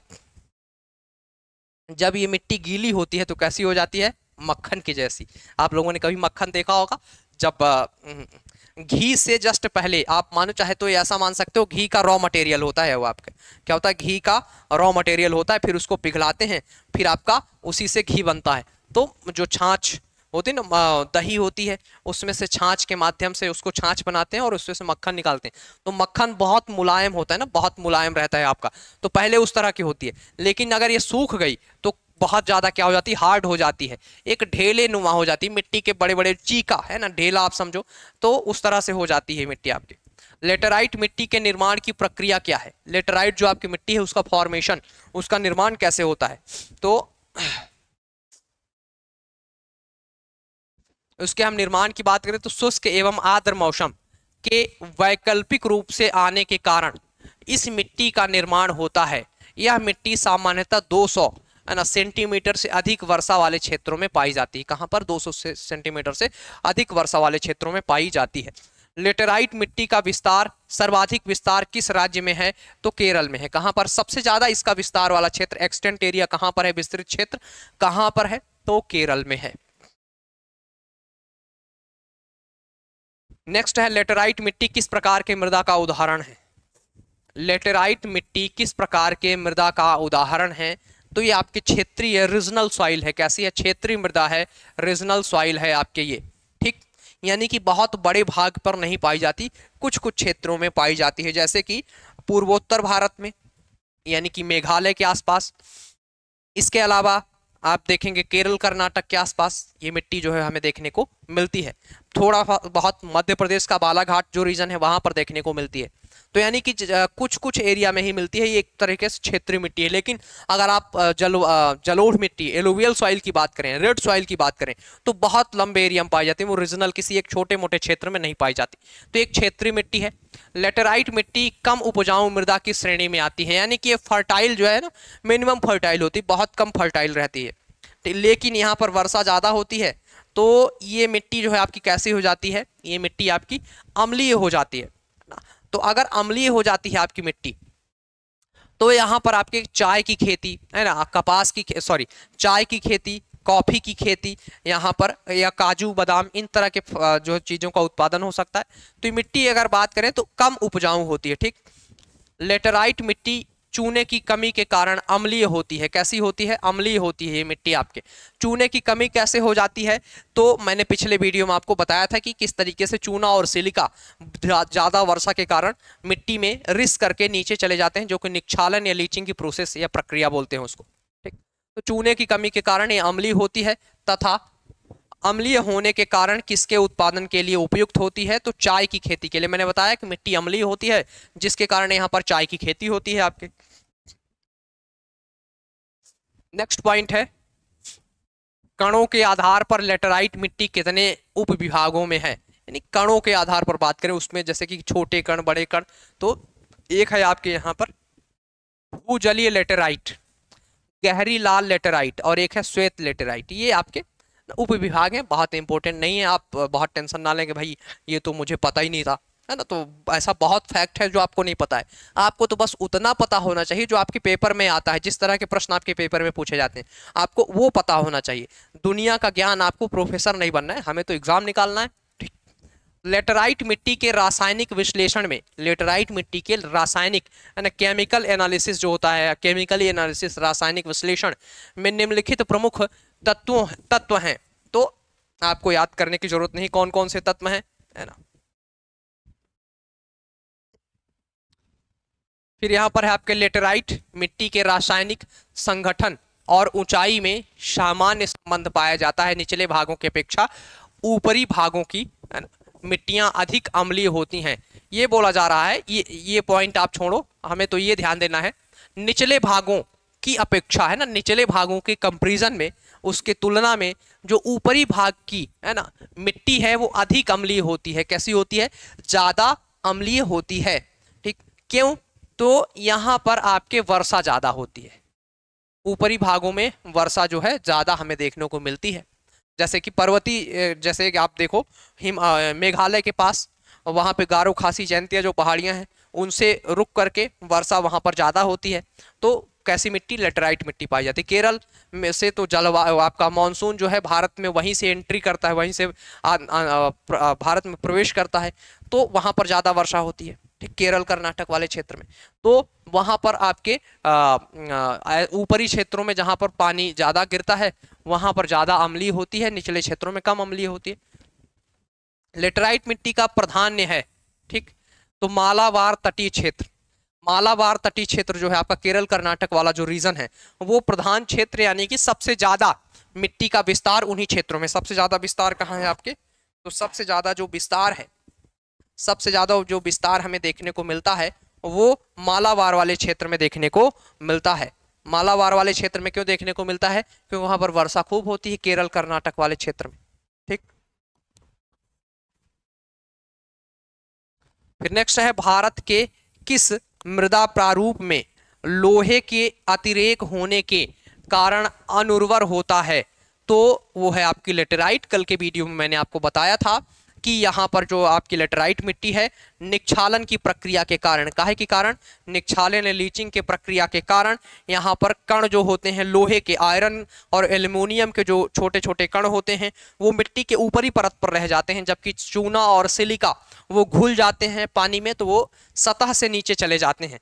तो यहाँ पर आपके इसलिए मिट्टी अनफर्टाइल होती है, फर्टाइल नहीं होती, क्योंकि यहाँ पर आपके लोहे के कण हमें देखने को मिलते हैं।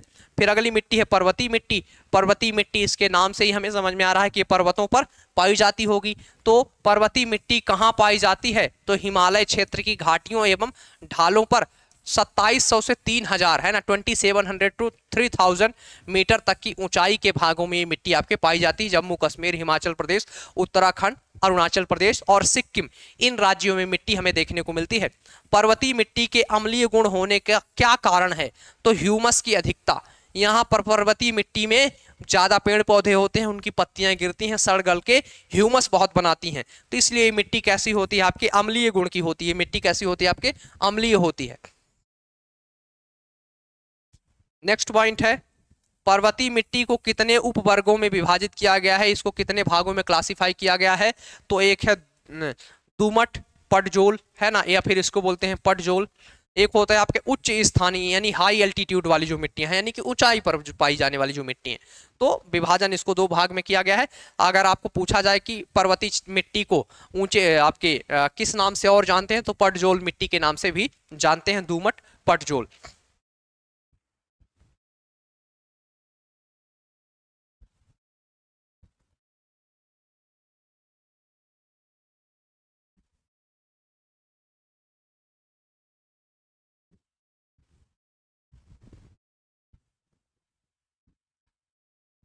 यहां पर नेक्स्ट पॉइंट है आपका,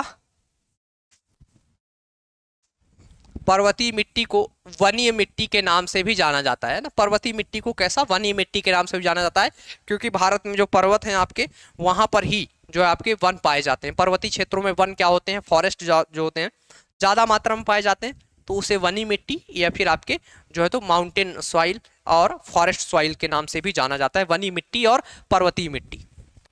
पर्वतीय मिट्टी में गहराई कम तथा सरंध्र युक्त होती है। पर्वतीय मिट्टी की जो गहराई है कम होती है। यहां पर आपके मान लीजिए मिट्टी की परत है,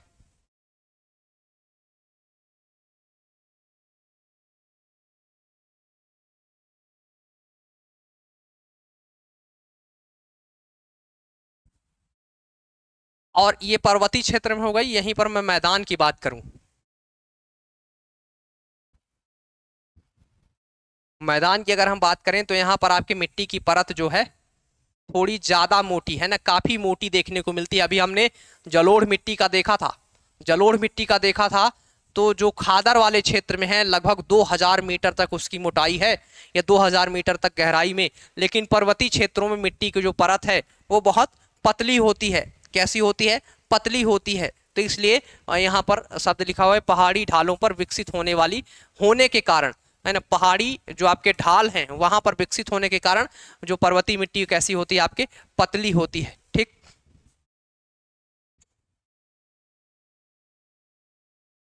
नेक्स्ट पॉइंट है, पहाड़ी ढालों पर विकसित होने के कारण पर्वतीय मिट्टी में किस प्रकार की कृषि हो सकती है?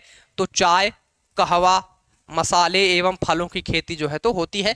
और ज्यादातर हमारे यहाँ पर्वतीय मिट्टी में इसी प्रकार की जो है तो फसल देखने को मिलती है। कहीं आप देखेंगे चाय का उत्पादन हो रहा है, कहीं कॉफी, मसाले एवं फलों की खेती यहाँ पर होती है। फिर यहाँ पर आप एक शब्द है करेवास मृत्तिका, जो जाफरान या केसर का एक स्थानीय प्रकार के उत्पादन के लिए उपयोगी है, पाई जाती है कश्मीर, हिमालय में। तो यहाँ पर आपके करेवास, या इसी को हमने पढ़ा था करेवा मिट्टी, करेवास या करेवा एक ही चीज है। तो ये मिट्टी जाफरान या फिर केसर की खेती के लिए क्या है? उपयोगी होती है। तो और ये कहाँ पर है? कश्मीर, हिमालय में, यानी कि कश्मीर वाले क्षेत्र में है आपके। तो कश्मीर क्षेत्र में एक मिट्टी पाई जाती है जिसको बोलते हैं आपके करेवा मिट्टी। करेवा मिट्टी किसके लिए उपयुक्त है? तो केसर की खेती के लिए यहाँ पर बहुत ही महत्वपूर्ण है आपके। फिर इसके बाद आपकी अगली मिट्टी है मरुस्थलीय मिट्टी। मरुस्थलीय मिट्टी की बात करें तो इसके नाम से ही समझ में आ रहा है कि मरुस्थल में पाई जाने वाली मिट्टी मरुस्थलीय मिट्टी। अब मरुस्थल की बात करें तो कहाँ कहाँ मरुस्थलीय क्षेत्र है? तो मुख्य रूप से आपका राजस्थान है, जहाँ थार मरुस्थल। इसके अलावा पंजाब और हरियाणा का कुछ क्षेत्र उसमें जुड़ा हुआ है। उत्तर प्रदेश का जो आपका पश्चिमी कुछ थोड़ा बहुत क्षेत्र उसमें आ जाता है। तो यहाँ पर हम देखें मरुस्थलीय मिट्टी की बात करें, डेजर्ट सॉइल की बात करें, तो मरुस्थलीय मिट्टी का विकास किन क्षेत्रों में होता है? तो अत्यधिक तापमान वाले जलवायुवीय क्षेत्रों में, जहां वर्षा नगण्य एवं वाष्पीकरण की दर अधिक होती है। आप मतलब इसका कहने का मतलब ये है कि जहां 25 सेंटीमीटर से भी कम वर्षा होती है आपके, जहां पर 25 सेंटीमीटर से भी कम वर्षा होती है और तापमान बहुत ज़्यादा है ना, और टेम्परेचर क्या होता है, बहुत ज़्यादा होता है, और वाष्पीकरण जो है आपके वो बहुत ज़्यादा होता है। तो इस वजह से यहाँ पर किस तरह की मिट्टी का निर्माण होता है, तो मरुस्थलीय मिट्टी का निर्माण होता है। टेम्परेचर बहुत ज़्यादा हो और रेनफॉल 25 सेंटीमीटर या उससे कम हो, और यहाँ पर वाष्पीकरण जो है आपके ज़्यादा हो। वाष्पीकरण का मतलब ये है कि पानी जो है भाप बन करके क्या हो जाए, उड़ जाए। पानी क्या हो जाए आपके, वेपोरेशन हो, उसका वाष्पीकरण हो जाए, वो भाप बनकर क्या हो, उड़ जाए। तो पानी धीरे धीरे कम ही हो जाएगा क्योंकि तापमान बहुत ज़्यादा है। तो मरुस्थलीय क्षेत्रों में तापमान वैसे भी बहुत होता है। भारत में मरुस्थलीय मिट्टी किन क्षेत्रों में पाई जाती है, तो राजस्थान में पाई जाती है, सौराष्ट्र में पाई जाती है, कच्छ में पाई जाती है, हरियाणा के कुछ क्षेत्र एवं दक्षिण पंजाब में ये मिट्टी है, मरुस्थलीय मिट्टी देखने को मिलती है। नेक्स्ट पॉइंट है, मरुस्थलीय मिट्टी को अनुर्वर श्रेणी में क्यों शामिल किया गया है, अनफर्टाइल में क्यों रखा गया है इसको, तो ह्यूमस एवं जैव पदार्थों की न्यूनता के कारण इसमें आपके ह्यूमस नहीं होते हैं एवं बहुत सारे इसमें आपके जैव पदार्थ नहीं होते हैं, इसलिए इसको किस में रखा गया है, अनुर्वर या अनफर्टाइल सॉइल में इसको रखा गया है, क्योंकि बिल्कुल भी उर्वर नहीं होती है। इसमें कुछ आप मिलेट्स है ना, ज्वार बाजरा जैसी चीजें उत्पादित कर सकते हैं, गेहूं चावल इसमें बिल्कुल भी नहीं होता क्योंकि वर्षा यहां पर बहुत कम होती है। इंदिरा गांधी नहर से सर्वाधिक लाभान्वित मिट्टी कौन सी है, तो मरुस्थलीय मिट्टी, गंगानगर एवं हनुमानगढ़ राजस्थान। तो एक नहर है आपकी जिसको बोलते हैं इंदिरा गांधी नहर। इंदिरा गांधी नहर के द्वारा राजस्थान का गंगानगर जो जिला है और हनुमानगढ़ जो जिला है यहाँ पर सिंचाई होती है। तो सबसे ज़्यादा सिंचाई मरुस्थलीय मिट्टी को यहाँ पर मिलती है क्योंकि ये अनुर्वर होती है, लेकिन अगर इसको पानी मिल जाए, इसमें सिंचाई हो जाए तो कुछ मोटे अनाज उत्पादित हो सकते हैं, कुछ दलहन वाली फसलें उत्पादित हो जाती हैं। तो जो वहाँ के लोग हैं उनके लिए एक एक वरदान के रूप में है। ठीक, नेक्स्ट पॉइंट है, मरुस्थलीय मिट्टी को यहाँ पर है ना कितने उपवर्गों में ठीक डिवाइड किया गया है, क्लासिफाई किया गया है। तो एक है आपका रीगोसोलिक, क्या रीगोसोलिक, और एक है लिथोसोलिक। ठीक, दो पार्ट में इसको जो क्लासिफाइड किया गया है, डिवाइड किया गया है। फिर है पश्चिमी राजस्थान की मिट्टियों में किसकी मात्रा अधिक है, तो कैल्शियम की। किसकी मात्रा अधिक है यहाँ पर आपके, कैल्शियम जो तत्व होता है आपका उसकी मात्रा अधिक देखने को मिलती है। फिर यहाँ पर नेक्स्ट पॉइंट है, मरुस्थलीय मिट्टी का विकास कितने क्षेत्रफल में हुआ है, तो 1,42,000 है ना 1,42,000 वर्ग किलोमीटर में जो है ये मिट्टी आपकी फैली हुई है। लगभग 4.32 है ना टोटल जो क्षेत्र है उसका, हमारे यहाँ जो कुल क्षेत्रफल है उसका 4.32 जो एरिया है उसमें आपके मरुस्थलीय मिट्टी है। तो ये आपके लिए कुछ बेसिक पॉइंट हो गए मरुस्थलीय मिट्टी का। सामान्यतः हमें तो ये याद करना होता है कि इस मिट्टी का विस्तार कहाँ है, यानी किन किन क्षेत्रों में मिट्टी पाई जाती है, और ये अनुर्वरक क्यों होती है, और इसमें कौन कौन सी फसलों का उत्पादन होता है। ये बेसिक पॉइंट होते हैं आपके। यहाँ पर अगली मिट्टी है लवणीय एवं क्षारीय मिट्टी। ठीक, सैलाइन एंड एल्केलाइन सॉइल। ठीक, तो इसकी बात करें तो लवणीय एवं क्षारीय मिट्टी विकास के किस क्रम से संबद्ध है, तो अंतः क्षेत्रीय मिट्टी। अंतः क्षेत्रीय मिट्टी मतलब है यहाँ पर आपके लगभग यहाँ पर आपके जैसे समुद्र का पानी आ जाए किसी स्थल क्षेत्र में, वो जम जाए तो ये क्या हो जाएगा, आपके दो क्षेत्रों के यहाँ पर आपके पानी जो है मिल गया, या भूमि और समुद्र तट का जो मिलन हुआ तो अंतः क्षेत्रीय मिट्टी होती है। यानी कि आप यहाँ पर आप मान लीजिए समुद्र का है और यहाँ पर आपके स्थल भाग में ये समुद्री पानी जो चला जाए तो ये भूमि और समुद्र का जो मिलन क्षेत्र है वहां पर इस तरह की जो है आपके मिट्टी बनती है, लवणीय एवं क्षारीय मिट्टी बनती है। मिट्टी में लवणता किस कारण होती है, तो सोडियम एवं मैग्नीशियम की प्रचुर मात्रा के कारण। तो ये मिट्टी आपकी लवणीय क्यों होती है, सलाइन क्यों होती है, तो क्यों होती है, सोडियम और मैग्नीशियम इसमें पाया जाता है इसलिए। लवणीय मिट्टी जो है आपकी सलाइन सॉइल, या फिर हम कहें कि यहाँ पर एल्केलाइन सॉइल जो है आपका, वो मिट्टी का विस्तार कहाँ है, तो राजस्थान, उत्तर प्रदेश, बिहार, हरियाणा, पंजाब एवं महाराष्ट्र में है। उत्तर प्रदेश में क्यों है, बिहार में क्यों है, हरियाणा में और पंजाब में क्यों है, क्योंकि यहाँ पर सिंचाई बहुत होती है। सिंचाई होने के कारण खेत में पानी जमा हुआ होता है, अब वो पानी बाहर नहीं निकलता। तो जब खेत से पानी बाहर नहीं निकलेगा तो क्या हो जाएगा, पानी जो है धीरे धीरे वाष्प बन करके उड़ जाएगा, पानी जो है वो भाप बन करके उड़ जाएगा, लेकिन पानी में जो आपके सोडियम होगा वो क्या हो जाएगा, वही मिट्टी में आपको देखने को मिलेगा। सोडियम क्या हो जाएगा, मिट्टी पर ही देखने को मिलेगा। तो आपको एक व्हाइट कलर की जो है उसमें ना परत देखने को मिलेगी। अगर आप कभी भी किसी ऐसे क्षेत्र में जाएं जहां सिंचाई बहुत ज्यादा होती हो, अगर आप वहां खेतों पर जैसे धान है होती ना, धान की आप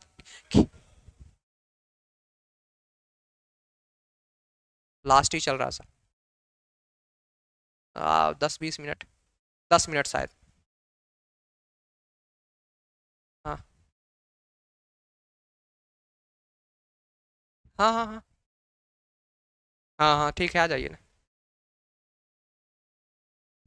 हम्म।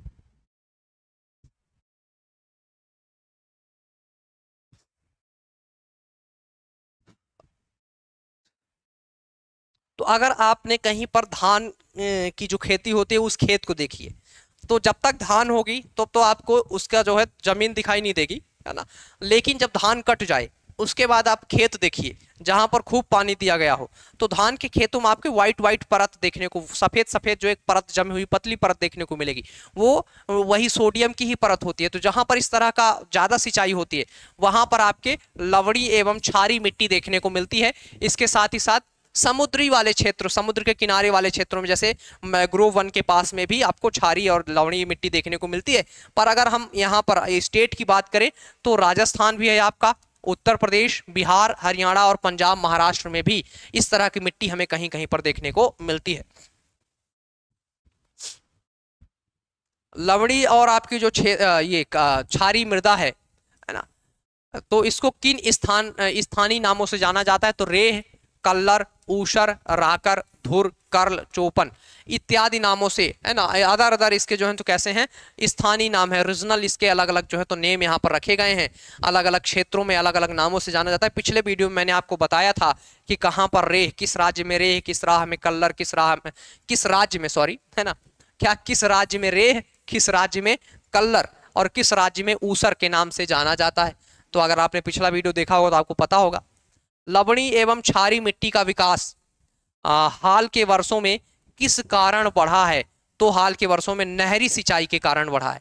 काहे के कारण बढ़ा है, नहरी सिंचाई के कारण बढ़ा है। जिन भी राज्यों में नहरों से ज्यादा सिंचाई होती है, तो जैसे कि ये मान लीजिए आपका खेत है, यहाँ से एक नहर जा रही है, इसमें क्या है आपके पानी प्रवाहित हो रहा है नहर में, तो ये जो खेत है तो नहर से पानी रिस करके आपके खेत में आएगा, नहर से रिस करके पानी कहाँ आएगा, आपके खेत में आएगा। खेत आपका कैसा हो जाएगा, दलदली हो जाएगा, और इसमें से आपके पानी हमेशा इसमें थोड़ा थोड़ा भरा हुआ दिखाई देगा आपको। तो धीरे धीरे पानी तो आपका वाष्प बन करके भाप के रूप में बाहर चला जाएगा, पर इसमें नमक या सोडियम छोड़ जाएगा। तो जहां पर नहरी सिंचाई होती है वहां पर आपके कौन सी मिट्टी पाई जाएगी, लवणीय एवं क्षारी मिट्टी, एल्कलाइन एवं यहाँ पर आपके सलाइन मिट्टी जो है देखने को मिलेगी। ठीक। तो पंजाब, हरियाणा और आपके उत्तर प्रदेश का कुछ क्षेत्र जहां पर नहरी सिंचाई ज्यादा होती है वहां पर ये मिट्टी आपको देखने को मिलती है। अगला पॉइंट है लवड़ी एवं क्षारी मिट्टी का उपचार कैसे किया जाता है। यानी कि मान लीजिए कहीं की मिट्टी बहुत ज्यादा, उसमें क्या हो गई आपके, सोडियम बहुत ज्यादा हो गया, बहुत ज्यादा मिट्टी सलाइन या क्षारीय हो गई आपकी, तो उसको सही कैसे किया जाए, है ना, जो उसके नॉर्मल कैसे किया जाए, तो उसका उपचार कैसे हो, है ना। तो सुप्रवाह, सुप्रवाह मतलब कि उसके पानी की है यहाँ पर ड्रेनेज, उसका पैटर्न अच्छा कीजिए आप। यानी कि खेतों में जब आप पानी भरते हैं तो पानी क्या हो, आसानी से बाहर निकल जाए। ठीक। चूना जिप्सम का प्रयोग, है ना, उसमें आप चूना पत्थर और जिप्सम डालिए, उस खेत में चूना पत्थर डालिए और जिप्सम डालिए, तो मिट्टी पहले जैसी हो जाएगी। और लवण रोधी फसलें, ऐसी फसलें जो कि कैसी हों, आपकी लवण रोधी हों, ठीक, यानी कि लवण को खत्म करती हों। ठीक। ऐसी फसलों को सलाइन हम बोल सकते हैं, सलाइन जो या लवड़ी जो उसमें आपके पदार्थ हैं सोडियम को कुल मिलाकर के खत्म करने का काम करें, ऐसी फसलें बोइए, जैसे बरसीन, चावल, गन्ना। अगर आप इनकी खेती करते हैं तो धीरे धीरे जो खेत है आपका वो कैसा हो जाएगा, नॉर्मल हो जाएगा। जिप्सम तथा पायराइट का प्रयोग कर किस मिट्टी को कृषि योग्य, है ना, बनाया जाता है, तो लवणीय मिट्टी, है ना, को बनाया जाता है। किसका प्रयोग करके, जिप्सम एवं पायराइट। तो आपसे प्रश्न पूछा जाए कि लवणीय मिट्टी को सामान्य करने के लिए, उपजाऊ बनाने के लिए किसका प्रयोग किया जाता है, उसमें आपको 4-5 ऑप्शन दे दे, आयरन का या लोहे का दे दिया जाता है, एल्युमिनियम दे दिया जाए, जिप्सम दे दिया जाए, कुछ और वहां पर ऑप्शन, तो आपको जिप्सम चूज करना है। ठीक।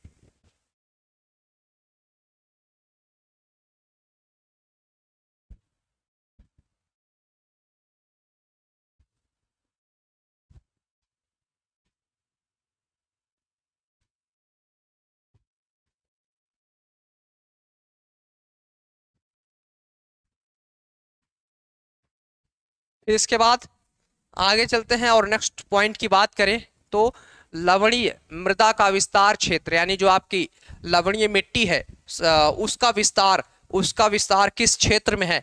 अगर हम इसकी बात करें तो पश्चिमी गुजरात, पूर्वी तट के डेल्टा, सुंदरवन क्षेत्र, कच्छ का रण। मैंने आपको बताया था कि ये मिट्टी जो है आपके समुद्र के क्षेत्र में जो कोस्टल रीजन है वहां पर भी पाई जाती है।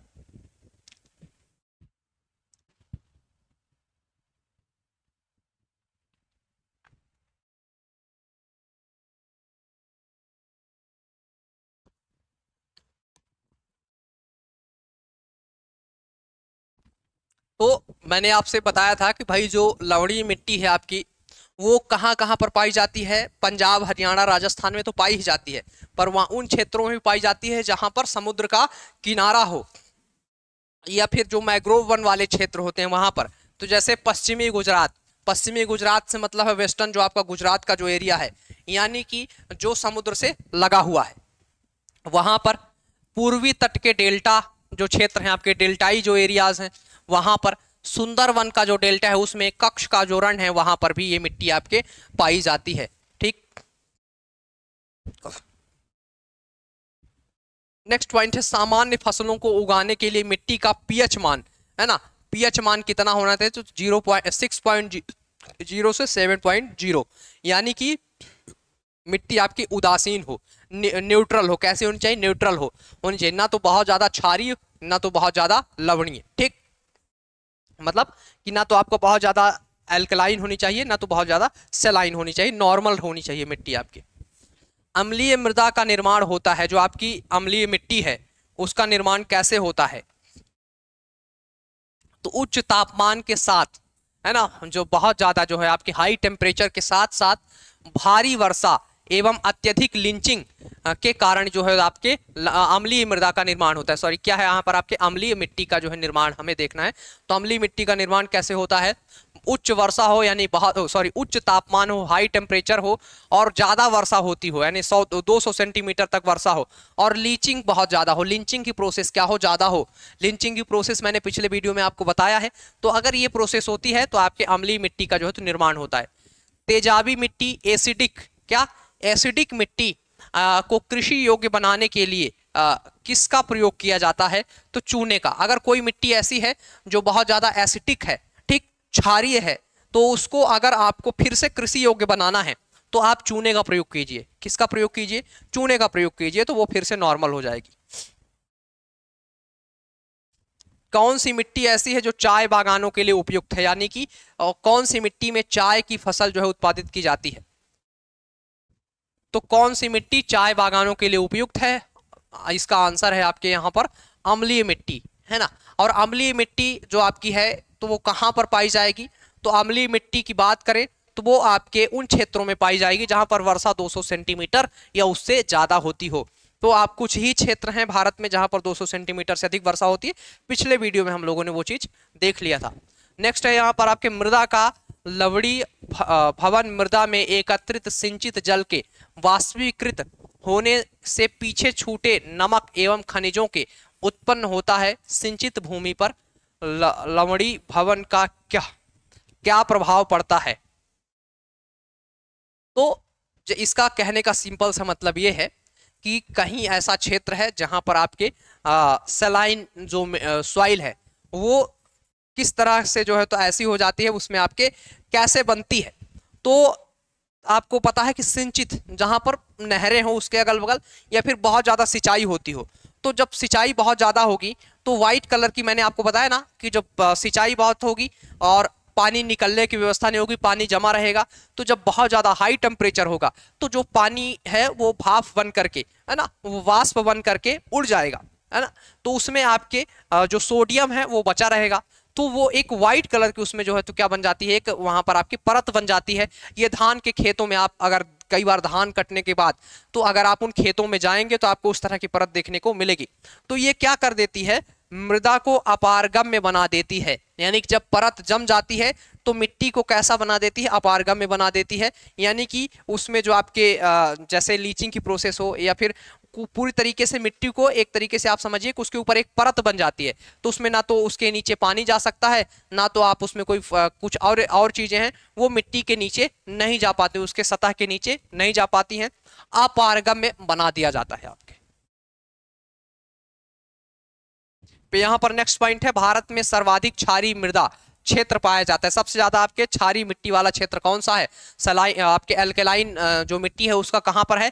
तो उत्तर प्रदेश में सबसे ज्यादा कहां पर है? आपके उत्तर प्रदेश का जो एरिया है ज्यादातर कहां वहां पर आपके क्षारीय मिट्टी सलाइन सॉइल पाई जाती है आपके। भारत में सर्वाधिक लवणीय मृदा जो है आपकी, ठीक, लवणीय मृदा की बात करें ये कहां पर पाई जाती है? तो ये आपके पाई जाती है गुजरात में। कहां पाई जाती है? गुजरात में पाई जाती है। तेजाबी मिट्टी, एसिडिक जो मिट्टी होती है, एसिडिक सॉइल है, वो कृषि योग्य बनाने हैं तो किसका प्रयोग होता है? तो लाइम का, यानी कि चूने का, लाइम स्टोन या फिर चूने पत्थर का प्रयोग किया जाता है। फिर आपकी एक और मिट्टी का प्रकार है यहाँ पर आपके पीटमय एवं दलदली मिट्टी है ना, पीटी एंड मार्सी सॉइल। तो इसकी बात करें तो पीटमय मिट्टी का निर्माण होता है आर्द्र क्षेत्रों में विपुल मात्रा में जैव पदार्थों का संचयन होने से। ये कैसे क्षेत्रों में होती है? आर्द्र क्षेत्रों में पाई जाती है आपकी ये मिट्टी, और ये दलदली प्रकार की मिट्टी होती है, यानी कि वर्षा ज्यादा हो और वहां पर आपके बहुत ज्यादा हाई टेम्परेचर ना हो, मिट्टी हमेशा कैसी हो? दलदली हो, कीचड़ जैसी हो, तो वहां पर आपके जो है तो इस मिट्टी का निर्माण होता है आर्द्र क्षेत्रों में। नेक्स्ट है, पीटमय मिट्टी स्वभाव से अम्लीय तथा रंग में काली होती है। इसका स्वभाव कैसा होता है? तो अम्लीय होता है, ठीक, और रंग कैसा होता है? तो काले कलर की होती है। पीटमय मिट्टी का विस्तार क्षेत्र, यानी पीट में जो आपकी मिट्टी है वो कहां पाई जाती है? तो कोट्टायम एवं अकपुजा जिला केंद्र, जिला केरल में। कहां पर? केरल के क्षेत्रों में मिट्टी हमें देखने को मिलती है। जो आपका केरल में अलपुझा जिला है, डिस्ट्रिक्ट है, वहां पर पीट जो आपकी मिट्टी है उसको क्या कहा जाता है? तो कारी, वहां का जो रीजनल नेम है कारी के नाम से जानते हैं। किसे? कारी के नाम से जाना जाता है। दलदली मिट्टी का विस्तार क्षेत्र कहाँ है? तो उड़ीसा, पश्चिम बंगाल, तमिलनाडु, उत्तरी बिहार, अल्मोड़ा, है ना, और पंजाब, उत्तराखंड में। जो अल्मोड़ा है आपके उत्तराखंड में है, ठीक। तो इन क्षेत्रों में, इन राज्यों में आपके दलदली मिट्टी पाई जाती है, ठीक। दलदली मिट्टी का निर्माण कैसे होता है? तो निर्माण कैसे होता है? जल लग्नता, मिट्टी की बात, निरपेक्षी दशाएं, लोहा की उपस्थिति एवं जैव पदार्थों के बदलाव के कारण दलदली मिट्टी का जो है यहाँ पर आपके निर्माण होता है। दलदली मिट्टी का रंग नीला क्यों होता है? तो फेरस आयन के कारण इसका रंग नीला होता है, फेरस आयन के कारण, ठीक। तो यहाँ पर जो आपकी मिट्टियां थी ना वो हम लोगों ने कंप्लीट कर लिया, और मिट्टी से रिलेटेड बहुत सारे जो फैक्चुअल चीजें थी हम लोगों ने यहाँ पर पढ़ा, ठीक। तो देखते रहिए AKS एकेडमी का यूट्यूब चैनल, और चैनल को आप सभी लोग सब्सक्राइब कीजिए। वीडियो पसंद आए तो उसको लाइक कीजिए, बेल आइकन को क्लिक कीजिए, जिससे हम इस प्रकार के जब भी नए वीडियो बनाएं तो उसका नोटिफिकेशन आपके पास सबसे पहले पहुंचे। धन्यवाद।